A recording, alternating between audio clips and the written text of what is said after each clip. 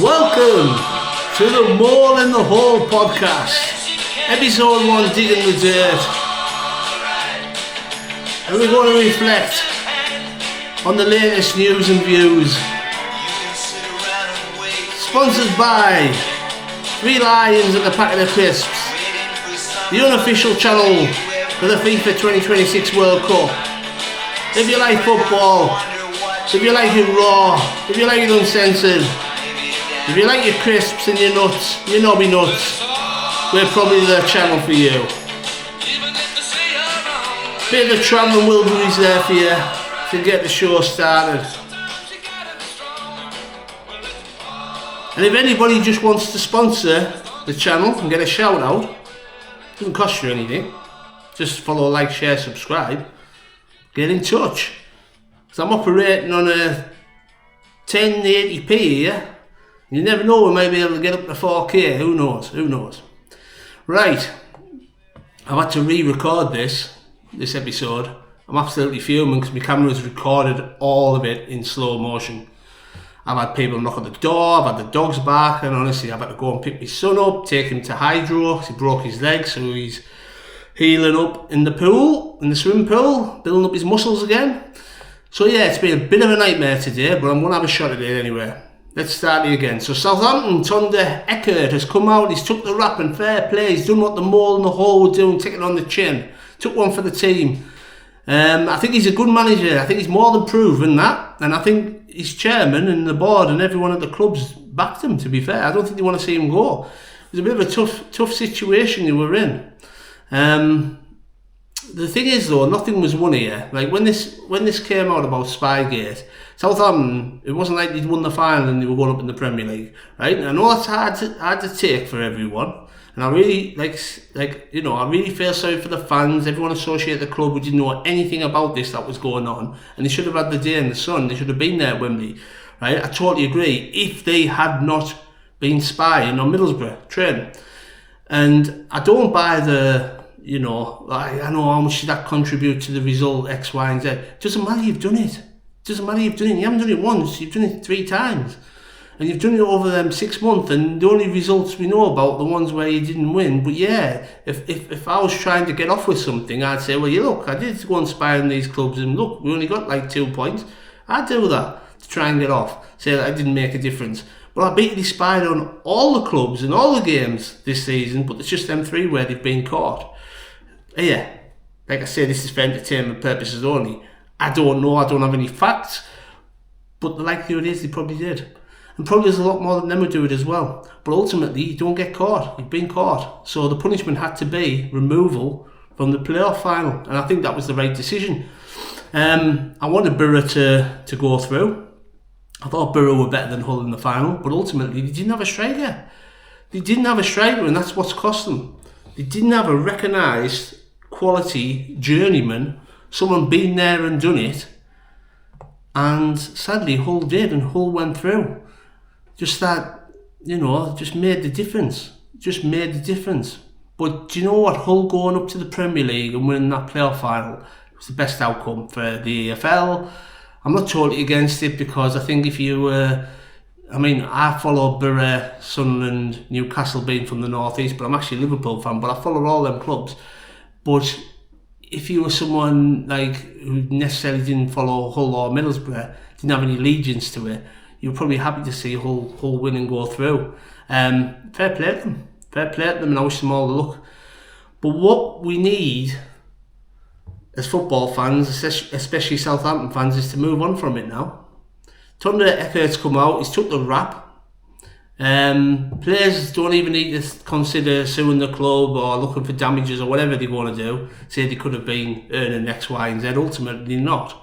Ultimately, they haven't gone through the final. Ultimately, it wasn't won.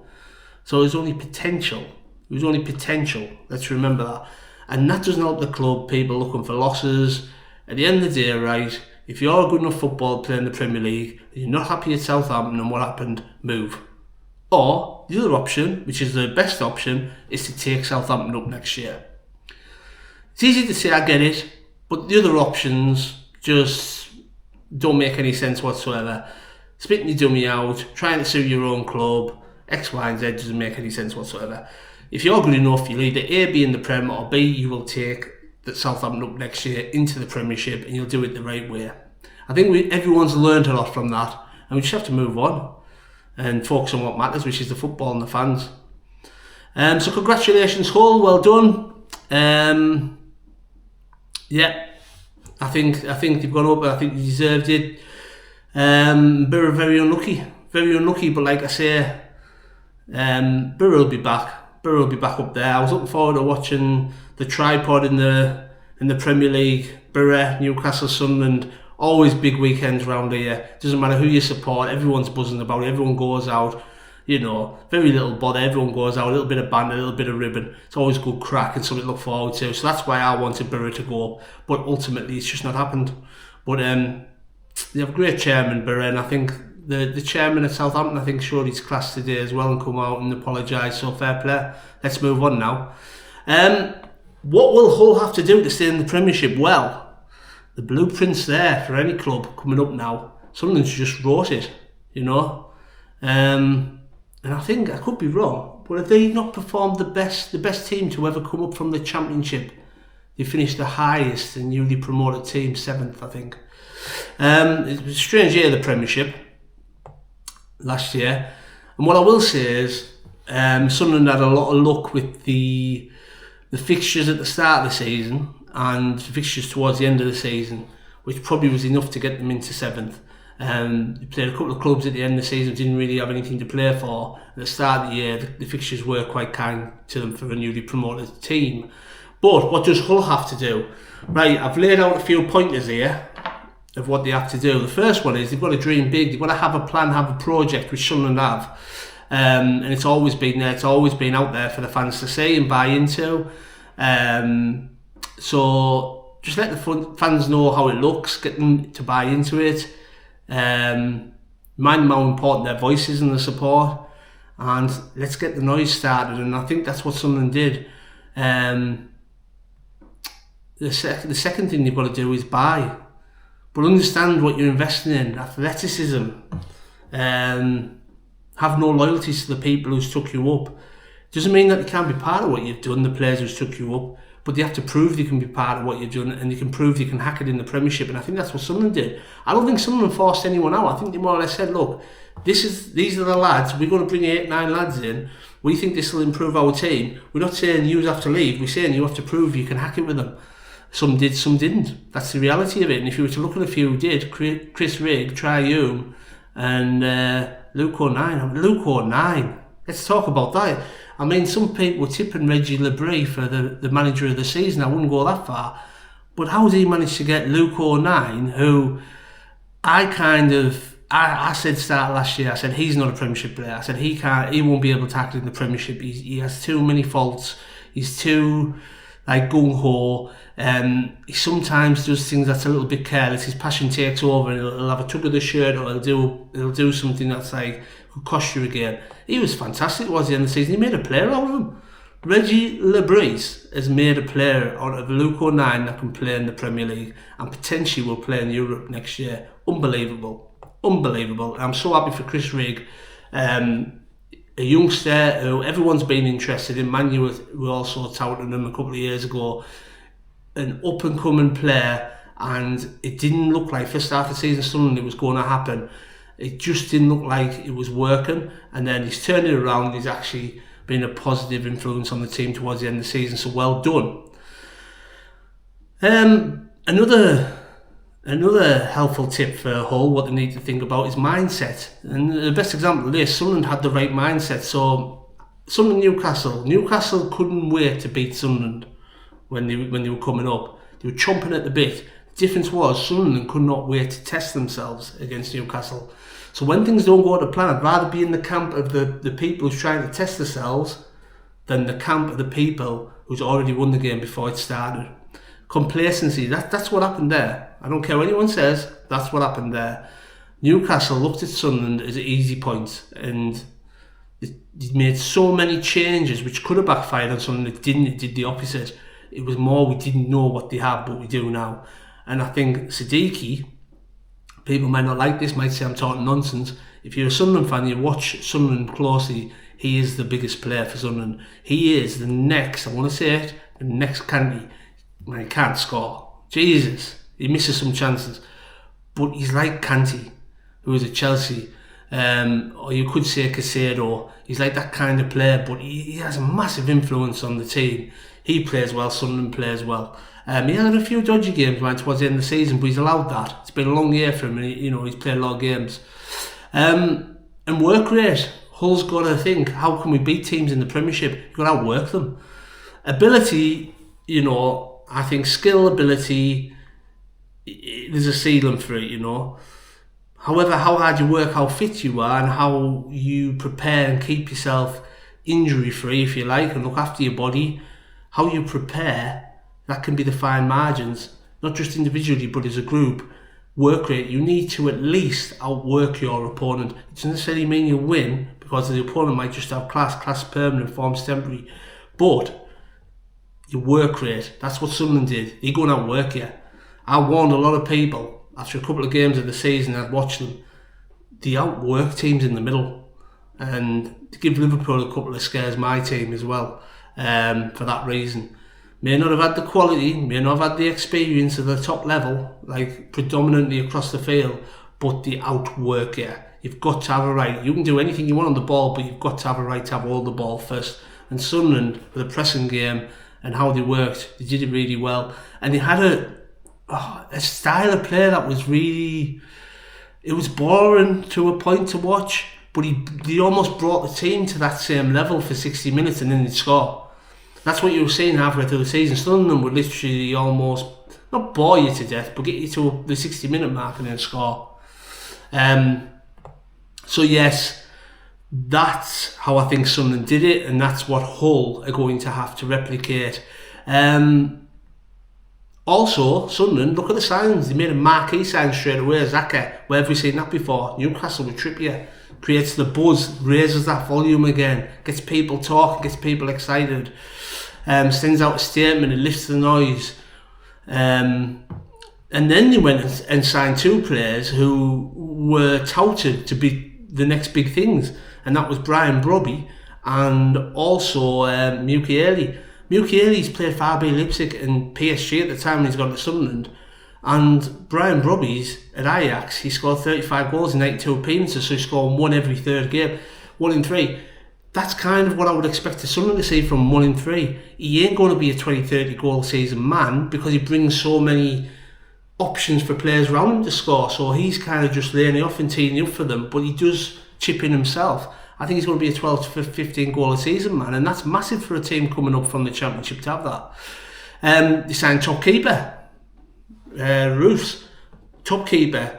He's got that Schmeichel kind of persona. He stays big, he's tall. He does have his issues. I think 2 of them. I think he's prone to low shots outside the box, and he punches a hell of a lot. I'll give you a third one as well. He doesn't command his 6-yard box enough. They signed a top keeper. Any team coming up to the Premiership needs to sign a top keeper. They kept the youth at the club, Sunderland. They have Siddiqui, Talby, Adingra even, who was there for a short time, but he did contribute with a massive goal against Leeds. He did get points for Sunderland, and they are a reason why they're in 7th. Rig, Nilsson Angulu, they still had youth in the team, not just the experience that Xhaka brought, and also they broke the transfer record fee, which for them, for Sunderland, they broke the transfer record fee, which I think for any club coming up makes a statement, and they signed Diarra. We haven't seen the best of Diarra yet. I think he's a good player. I think he's he is a good player. Does he want to be the record transfer signing? Time will tell. And the final thing that Sunderland have, a great manager, which I think Hull have. I don't know much about the Hull manager, but I think over the last couple of weeks during all the Spygate and the playoffs, what I have seen of him, I really like. He looks like a top guy. And the reason why I think Reggie Lebree's been so good at Sunderland, he never reacts. You never see him lose his head on the touchline. He keeps the business behind closed doors. Half time, you have seen him turn games around. You've seen him turn around a hell of a lot of games when they've been 1-0 down and come back and win. He's not scared to make the tough decisions like he did with the guys who got him up in the Championship. There was only a handful of them who he kept in the end, and he let a lot go, a lot of good players go, a lot of players who people kind of had as Sunderland's best players, such as Dan, Neil and Patterson. But he understood what the level had to be and where we were going, and you're either on the bus or you're off the bus, and that's your choice. And I think them people have made their choices. So yes, that's how Hull will stay in the Premier League. And finally, let's discuss the end of the Premier League season. Tottenham, for me, always had the edge over the last couple of weeks of West Ham. And sadly for West Ham, the last team in that Premier League you wanted to rely on, last game of the season to beat Tottenham, was Everton. Everton, at that point, the form was just dipping a little bit. There wasn't anything for them to play for. And being honest, you couldn't see Everton beating Tottenham, even though how bad Tottenham were. You had saw the slight steps forward they've took under De Zerbi, and sadly, with them having nothing to play for, West Ham go down. I personally wouldn't have wanted either of them to go down. I like both clubs, and I think both Premier League clubs. It's a year for West Ham to rebuild. Hopefully they'll come back and be even better than what they are now, which is what I hope. We lose something with West Ham not in the Premier League. We just lose something. Great fan base. You love all the bubbles at the start of the match, all that sort of thing. And the stadium, it's monumental. It was built for the Olympics. It's an absolute massive stadium, massive club as Tottenham is. I didn't want to lose either of them, and I just feel like West Ham, not in the Premiership, we've lost something there. But what they can't accept is the Championship club. I kind of expect next year, if you were to ask me who'll come up next year, I would think West Ham will win the Championship, and I'm hoping Southampton are second. I think Middlesbrough will end up back in the playoffs. That's kind of what I'm thinking. But I think Southampton will come second. I think West Ham will win it.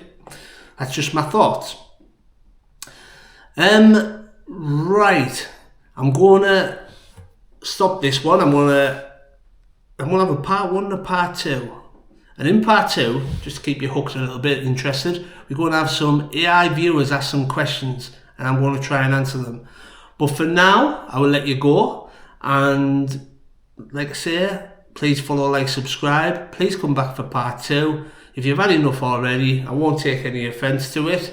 But ultimately, let's make this channel grow. We are the least slowest growing trending channel in the UK right now, and we want to make it the best. It's the Mole in the Hole podcast. This is episode 1, part 1, and we dig in the dirt. Basically, closing off the season and getting excited for the World Cup with our sponsors, 3 lines and a packet of crisps. The number 1 unofficial podcast for the FIFA 2026 World Cup. But I will be back with part 2 shortly. If I can, I'll get you a little tune on as we go out. What should we go with music? Let's see what's on here. See if we get a little tune before we go. I quite like this tune, This used to be a banger, this. I used to really like this. Dan Crow from Nowhere.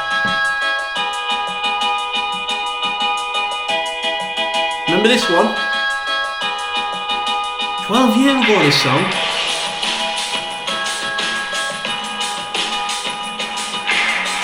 And if you don't like this in the podcast, we're probably not the channel for you.